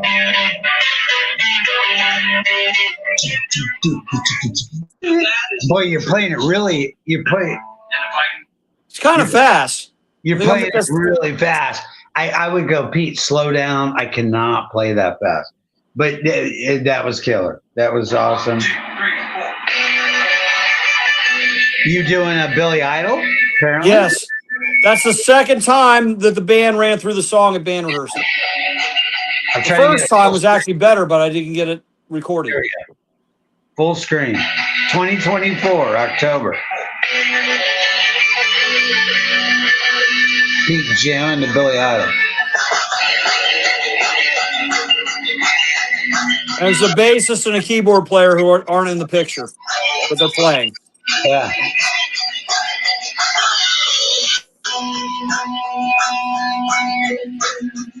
And that's Jason, the drummer from Mark Spears' band. Wow. Because Phil Brewer was out of town so he couldn't do that concert. This is when we're getting ready to do the opening act for Jasmine Kane. Ah. We brought in a guest female vocalist, Stevie K.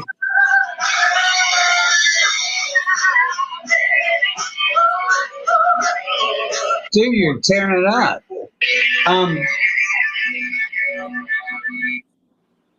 Thank you.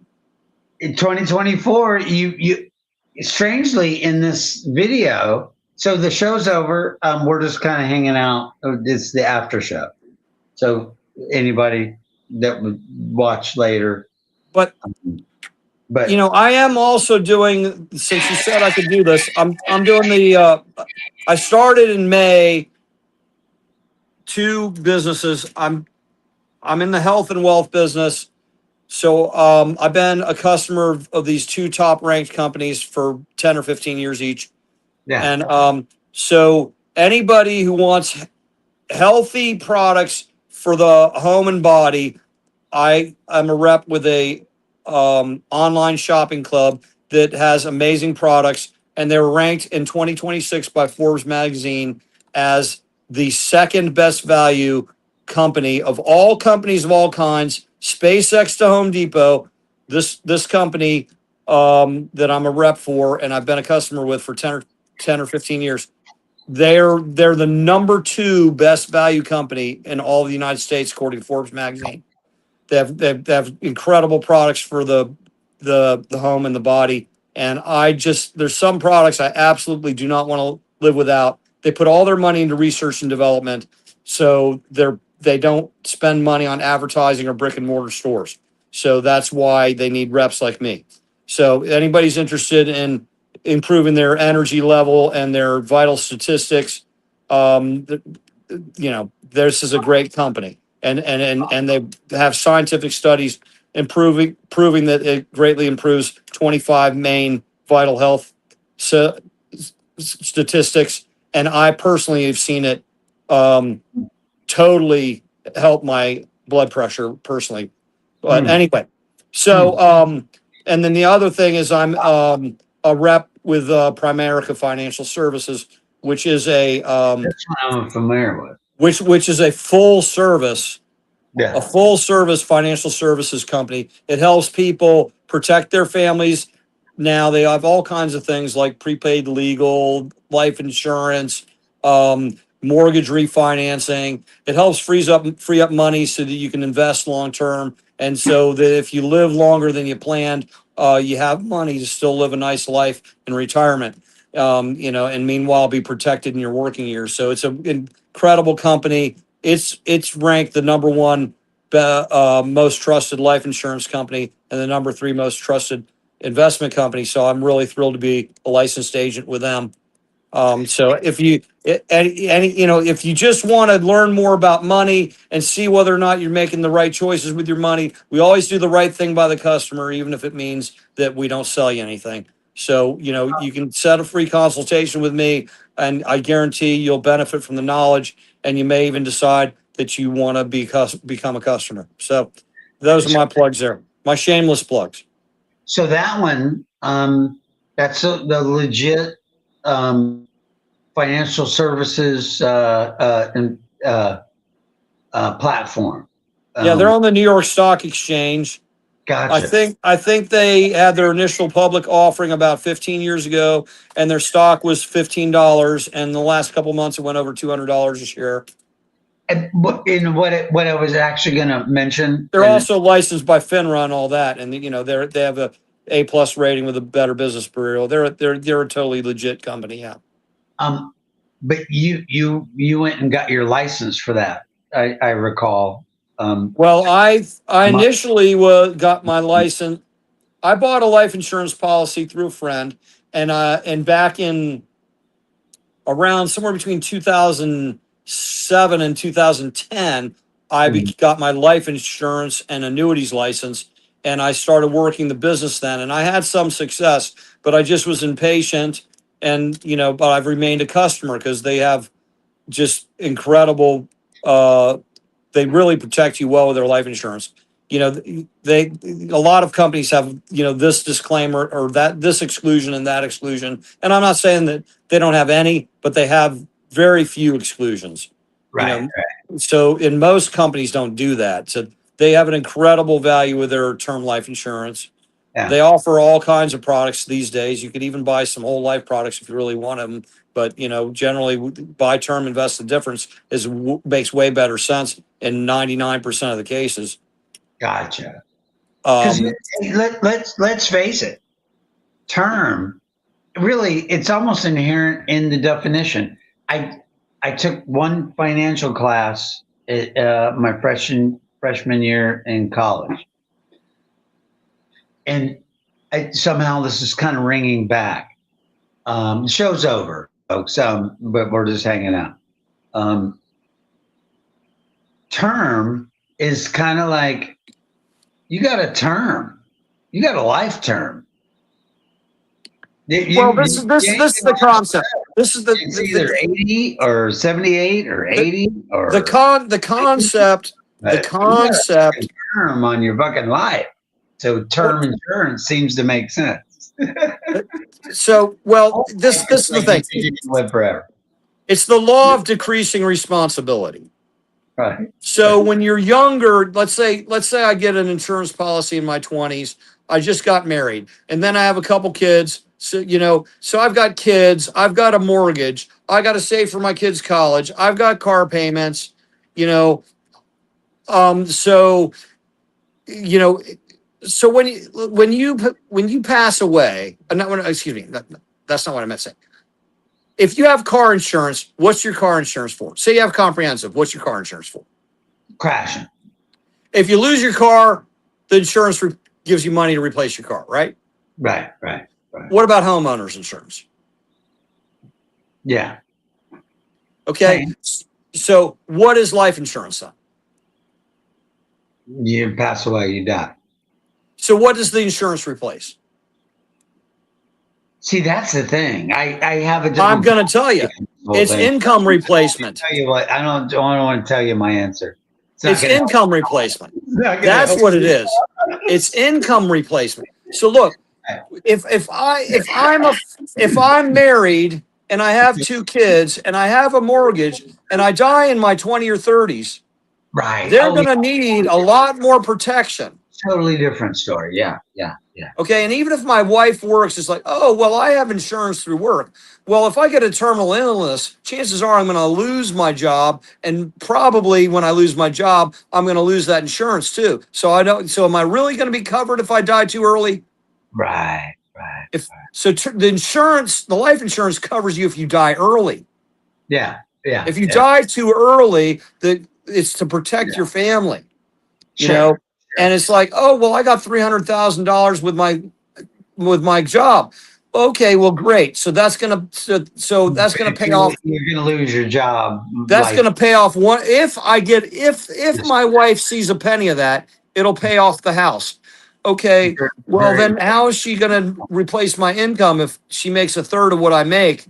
You know, are they really gonna be able to stay in that house, or are they gonna sell that house? Then where are they gonna live? You know, and if she's making $20,000 or $30,000 a year, or even 40 or 50, is she going to still be able to make that same amount of money when she's got 2 kids that are under the age of 15? So the thing is, and then are those kids going to have money to go to college now? So anyway, so the concept is roughly speaking, term is about a third as expensive for the same face value as whole life. Cool. So, and, you know, so the concept is you get term insurance, maybe you get more coverage and you're still paying less than if you bought a whole life policy, and you still have the difference between the whole life policy cost and your term cost. You put into extra investments so that by the end of the term, which you could choose a 10-year term, a 15-year term, 20, 25, even all the way up to a 35-year term. Of course, the longer the term, the more the premium is going to be. And the older you are, the more the premium is going to be.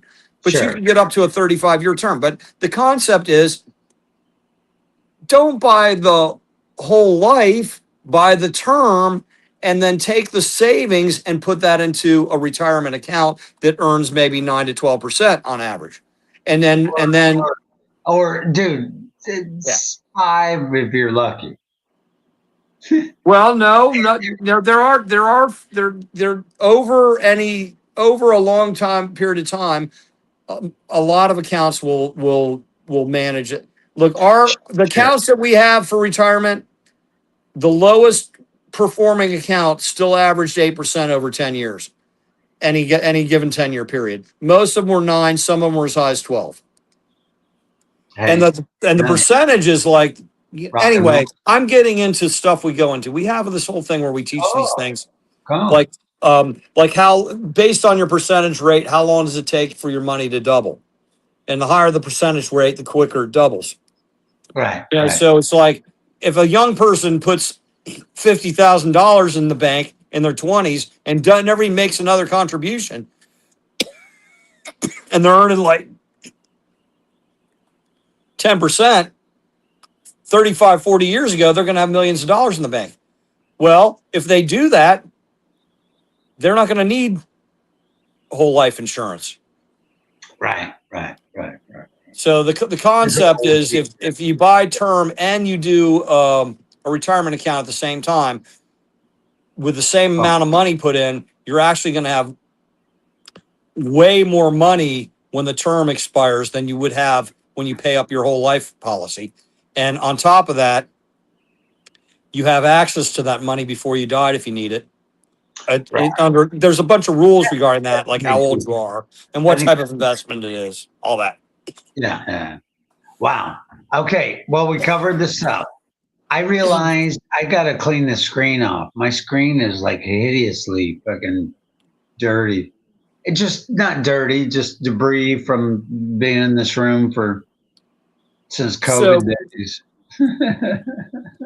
I can do a free consultation for somebody, have one meeting for an hour, maybe a follow-up meeting for another hour, and then you'll know where you stand and you'll be able to make wise choices for yourself. And if we always do the right thing by the customer. We never recommend buying a product You know, most people, it's like, if you've got matching 401k with your job, make sure you're putting in everything your employer's putting in, because nobody can beat that. Right. So do that first. Be. If your employer matches 5%, put 5% in. Right. Because you're getting double your money. You're getting 100% return immediately. Hands down, immediate. Yes. Can't beat it. Yep. And you know, those things I was living the gravy train days with the United Space Alliance. Yeah. They were matching up to 7% or something. That's a lot. It was. The highest I ever heard of is 10, but most of them are only like 2, 3, 4, or 5. And SGS didn't even have matching, but I still contributed to it. SGS, but the 7. At least when I was with them, they didn't have matching. The 7 dwindled down to 5 and to 3. It's, you know, but shuttle. All I can say is shuttle days. It was a gravy train. It was awesome. Yeah. And everybody appreciated it immensely. I don't know what it is now even, but I started another one with Amento and stuff. But my retirement IRAs are left over from the Space Center 401ks, and there's tax deferred and non-tax deferred, and there's advantages and disadvantages for each, and you can roll one into the other if you do it right. But but we cover all that, and we can individualize it for people so that they're making the wisest decision for their family and their needs and their dreams. And we're all about helping the customer. If we do the right thing by the customer, eventually we'll make money. Maybe we won't make as much money if we're pushing some product that isn't the best thing. We don't do that. We want to make sure that's why I feel so great about working for this company. I think it's that's neat. That's neat. It's a fiduciary kind of concept. Basically, you're like, it's like, right. If you do better, I do better, we do better. If you do better, we do better. And our goal is to help. I would rather make less money and be able to sleep at night. Right. Some ethics. But if you stay with a business long enough, your customers appreciate you so much. They see how great the company is compared to maybe the competition, and so you get way more referrals. So if you do the long game, you end up having way more customers. So maybe you're making less per customer, but overall you're making the same or more money. Yeah. Okay, Pete, with that, I'm going to sign off. Okay, Phil. So thank you very much. And I wouldn't even thought to do this on your program, but you said, go ahead, do it. You volunteered it. And thank you for giving me that opportunity to plug. Plug away. Yeah. And people are changing their jobs and stuff. And they're like, well, where do I park my money between jobs or whatever? We can help you make the right decision for yourself. Yeah. So toward the beginning there with the transition and all this stuff, there's some people that are trickling off and just leaving and going elsewhere. Right. And they have a limited time frame to make a decision about what they're going to do with that 401k or whatever it is. No. I'm not going back to that. Oh, okay. I'm sorry. I'm going back to Jorge. So Jorge, who's been on when I did that jazz show there with the Rippingtons and stuff. He is leaving. There's onesies, twosies, just leaving the Space Center altogether. Jorge is going to Universal Engineering. He's going to be not Universal Studios. Yeah, in Orlando. Oh, he's going to the engineering department at Universal Studios. Yeah, like Imagineering for Disney. Universal has their own thing. Jorge's leaving. I'm like, great. Oh my God. Good for him. Another one of my, So the 28th, I'm here to say, so Miguel Fernandez, who has been out there as long as I have, 40 years, Miguel is retiring. He decided he was ready to retire. And he and I are the only two old timers left in our SC&I group. Miguel's retiring August 28th. It's on a Friday, and we're going to the Timeout. They call it Timeout Plus now. I don't know what the Plus is all about, but it's the same place there in Cocoa Village. Yep. August 28th. It's going to be a target-rich environment, Peter. But anyway, what are you saying? Are you inviting me to that event? yeah. Okay. Yeah. What you said was August 28th? August 28th on a Friday. So it'd be Okay. a week. It would be a week from this Friday.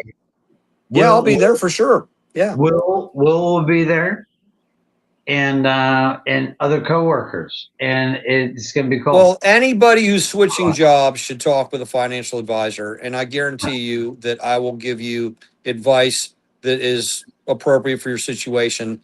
And, maybe it'll just reinforce something you already know, or maybe you'll learn something new and you'll be able to make a strategic decision. And, when in 20, 30 years from now, or 40 years from now, whenever it is, you end up with a bigger pile of money at the end of the rainbow. That's what we want to happen for you. Right. Cool. All right, man. It's a wrap. But all right, sir. Okay. Well, Phil, that was awesome. I had the best time. Geez, it seems like every time we do this, I have more fun. So, I always enjoy watching Will. He's a hilarious guy. Oh And, I'm fine being the backup guy in any situation. Like, I'm fine being the backup guy to the Steve and Panama Band. It's just an honor to be, part of the organization and part of the team that entertains people and, makes people's lives better. Hey, okay. One last plug. This weekend, I can only speak for Friday. Friday, Carolyn and Dawn Patrol are going to be at the office in Cocoa Beach, and I'm likely going to go to that. But also, Marshall. I may or may not go. The very next day, I'm going to a 1-day thing with that wellness company. They're having a 1-day convention, which is really cool, at a hotel in Orlando Saturday. So I'm going to be there all day Saturday. So if I go out Friday, but if I'm home by midnight, I can still do it. Go to that. But also Friday, Marshall, the drummer for Risk and Somebody's Hero, the band Risk is down at Earl's Hideaway, which I'm going to go to one day. When is that again? I'm going to go to one day. B, I've never been. Earl's Hideaway, that's Friday night also. Same Friday night or a different Friday night? Same Friday night. Okay, yeah, I'm not. And I'd love to go to Earl's Hideaway with you, but I'm not doing it this Friday. Right. But I can probably see Carolyn and the Dawn Patrol. I can at least see the 1 or 2 sets of theirs. Yeah. Always entertaining. Always entertaining. She has great musicians with her, but she is the star of the show, and she is both her vocals, her stage presence, and her guitar playing. She's got a great lead guitar player, and she does a little lead and whatnot. And if she ever wants to get better at lead, by the way, send her my way. I'd be glad to help her. If she ever wants to do a little more lead and become a virtuoso, I can help her get there. Gotcha. All right, Peter. That's it. It's a wrap. So I'm going to hit end stream, and I think there's a second one. Yeah. What's really neat, so all these platforms and everything, almost everything you do on the computer that matters, it's not just, there's not one button that ends it all. It's one button, and then there's a second one that says, do you really want to do this? So I hit the first one that said end stream, and then it's a box that shows up that says end the stream, and so this one will kill it, which is neat. Because otherwise you prematurely hit the end button and go, oh, fuck, I have Peter Gabriel on, and I didn't mean to do that. who, by the way, just has released a new record. And Well, he's been trying to get on your podcast, but you guys just can't get your schedules to match up. Man, Gabriel. Oh gosh, that would be something else. Yeah, But wouldn't it? This brings to light the fact that I really need to do an episode on Peter Gabriel because, I did Genesis and Peter Gabriel, or it might have been Genesis and Phil Collins because I was trying to pay homage to Phil Collins. So I You did could have one that focuses more solely on Peter Gabriel. on Gabriel. His album "So" is one of the best albums of all times. Best and greatest, one of the coolest things ever. But Yeah. I had all his solo records after Genesis, up through '86, up through '87. So came out. So yeah. But anyway, all right, dude, this is it. All right. Good night, everybody. Thanks for coming out to see us. Thanks for watching the rerun if you're watching it later. Very cool. All right, adios, muchachos. Yep. Adios.